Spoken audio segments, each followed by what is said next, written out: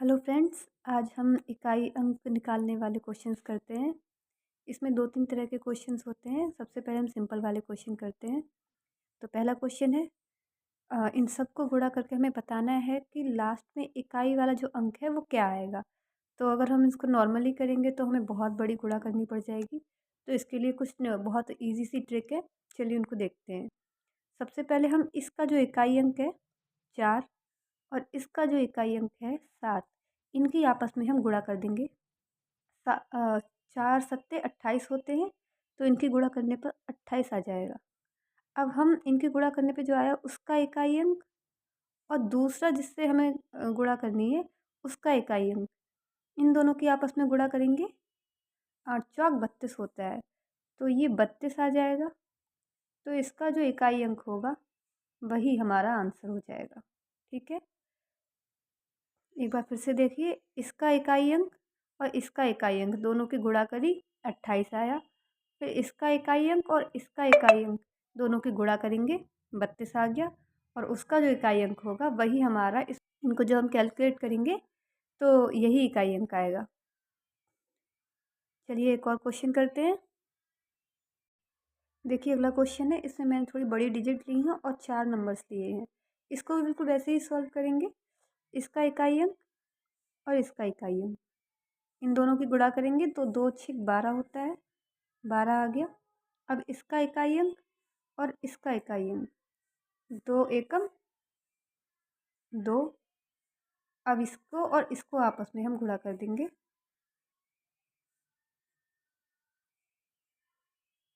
2 दूनी 4। तो हमारे इसकी जो कैलकुलेशन होगी उसका जो आंसर आएगा उसका इकाई अंक 4 होगा, तो इसका आंसर आ जाता है 4। चलिए हम थोड़े से दूसरी तरीके के क्वेश्चन करते हैं। टाइप टू वाले क्वेश्चन देखिए, इसमें हमें पावर्स वाले क्वेश्चन दे रखे हैं। इसका एक रूल है, सबसे पहले आप उसको देखिए। अगर सवाल में इकाई के स्थान पर 0 1 5 6 लिखा है तो पूरे सवाल के हल में इकाई के स्थान पर क्रमशः 0 1 5 6 यही होगा। मतलब ये है कि अगर सवाल जो है उसके पीछे का जो इकाई नंबर है वो 0 1 5 या 6 इनमें से कोई है, तो ऊपर कितनी भी वैल्यू हो उससे हमें कोई फ़र्क नहीं पड़ता। उसको सॉल्विंग करने पर जो हमारा इकाई अंक आएगा वो यही आने वाला है। जैसे इसके पीछे 1 है, तो जब हम इसको सॉल्व करेंगे ये जितनी भी बार है, यहाँ पर कितनी भी वैल्यू हो उससे कोई फ़र्क नहीं पड़ता। जब हम इसको सॉल्व करेंगे तो हमारा इसका जो आंसर है उसका जो यूनिट डिजिट है वो हमेशा यही रहेगा। इसमें 1 है तो 1 ही रहेगा। ऐसे ही इसमें 5 है तो ऊपर कितनी वैल्यू है उससे कोई फ़र्क नहीं। अगर पीछे 5 है तो इसके आंसर में पीछे 5 ही आएगा। ऐसे ही इसमें इसके पीछे 6 है तो इसका यूनिट डिजिट 6 ही रहेगा। तो अगर 0 है पीछे तो यूनिट डिजिट आंसर की 0 रहेगी। 1 है तो 1, 5 है तो 5 और 6 है तो 6। ठीक है? तो ये रूल है और इससे अगर आपको रूल पता है तो सॉल्विंग आप देख कर ही बता देंगे। इसमें कुछ भी कठिन नहीं है। चलो तीसरी तरह के क्वेश्चन करके देखते हैं। चलिए अब तीसरे टाइप के क्वेश्चन देखते हैं। इसका रूल है, जहाँ इकाई अंक में ऊपर वाले नंबर ना हो, मतलब जो इकाई का जो अंक है वहाँ पर 0 1 5 6 अगर नहीं है तो ऐसे सवालों में जो भी पावर दे रखी होगी उसको हम 4 से डिवाइड कर देंगे और जो भी आंसर आएगा उसी को पावर बना देंगे। फिर जो सोल्यूशन आएगा वो वही उसका इकाई अंक होगा। जैसे कि यहाँ पर देखिए, यहाँ पर 2 लिख रखा है, मतलब इकाई अंक जो है वो 0 1 5 6 इनमें से इकाई अंक जो है 0 1 5 6 में से कोई भी नहीं है। तो यहाँ पर हम 65 को 4 से डिवाइड करेंगे। जब इसको हम डिवाइड करेंगे तो हमारा जो शेष आएगा, मतलब जो रिमाइंडर बचेगा वो बचेगा 1। तो इस पूरे के ऊपर हम जो पावर है वो 1 लगा देंगे। इसको जब सॉल्व करेंगे, क्योंकि पावर 1 है तो सेम आंसर ही आएगा, इसका मतलब इकाई अंक इसका 2 रहेगा। इसी तरीके से देखिए अगला सवाल, इसमें देखिए 2 है इकाई अंक, मतलब 0 1 5 6 नहीं है। तो हम क्या करेंगे, 63 को 4 से डिवाइड करेंगे। इसका रिमाइंडर 3 बचेगा, तो 3 को इस पूरे की पावर बना देंगे।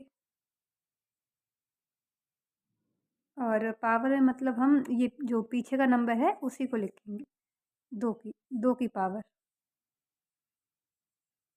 यहाँ पर इस तरीके से 2 की पावर 3। फिर हम 2 को सॉल्व करके देखेंगे तो क्या आएगा, 8 आएगा। तो इसका जो इकाई अंक है वो 8 हो गया। यहाँ पर देखिए 499 है, मतलब जो इकाई अंक है वो 0156 में से कुछ नहीं है। तो हम इसकी जो पावर है 362 दे रखी है, इसको हम 4 से डिवाइड करेंगे तो इसमें शेष बचेगा 2। तो हम इसका जो लास्ट वाला नंबर है इकाई अंक का, उसकी पावर 2 लगा देंगे। इसको जब सॉल्व करेंगे तो इसका आएगा आंसर 81। इसका मतलब इसका इकाई अंक जो है 1 हो गया। देखिए इसका एक रूल और है, जहाँ शेष 0 आए वहाँ पावर 4 करनी है। कभी ऐसा हो कि हमने पावर को 4 से डिवाइड किया और उसका रिमाइंडर जो 0 बचा, तो ऐसे में हम क्या करेंगे, उसकी जो पावर है इकाई अंक की वो पावर हम 4 लगा देंगे। जैसे इसको अगर हम 360 को